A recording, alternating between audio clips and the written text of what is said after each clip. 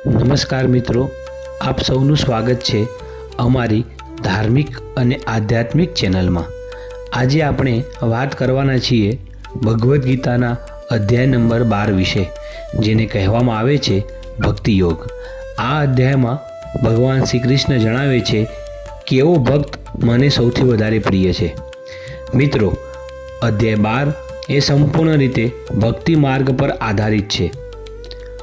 અર્જુન ભગવાનને પ્રશ્ન કરે છે, હે કૃષ્ણ, નિરાકારની ઉપાસના શ્રેષ્ઠ છે કે સકારની?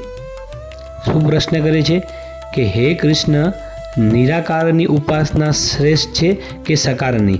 તેના જવાબમાં ભગવાન કૃષ્ણ કહે છે, જે ભક્ત મને પ્રેમ શ્રદ્ધા સાથે મારી ભક્તિ કરે છે એ સૌથી વધારે મને પ્રિય છે।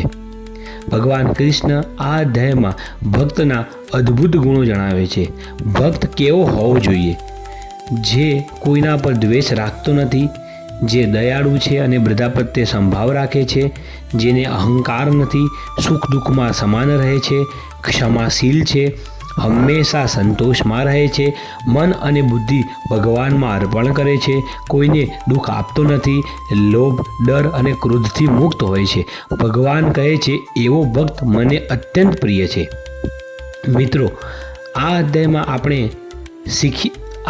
આપણને શીખવે છે કે આપણી ભક્તિ માત્ર મંદિર સુધી સીમિત ન રહે, પરંતુ આપણા વર્તન, વિચાર અને કર્મોમાં દેખાવી જોઈએ, જે આપણને દ્વેષ છોડીને માફ કરવાનું શીખવે છે, અહંકાર ત્યજી દઈને દરેકને સમાન નજરે જોવા જોઈએ, તો આપણે પણ ભગવાનના પ્રિય ભક્ત બની શકીએ છીએ।